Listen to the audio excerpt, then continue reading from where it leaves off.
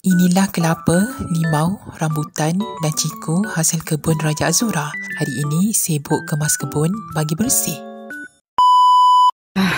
Hasil kebun saya. Tuh.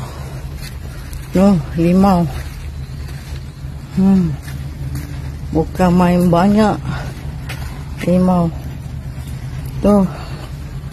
Rambutan. Ciku.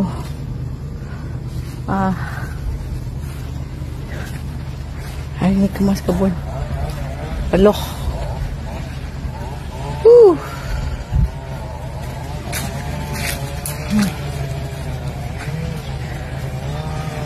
Kasih clear semua. Ini jambu. Jambu pun besar-besar. Tuh. Kejap lagi mau ambil.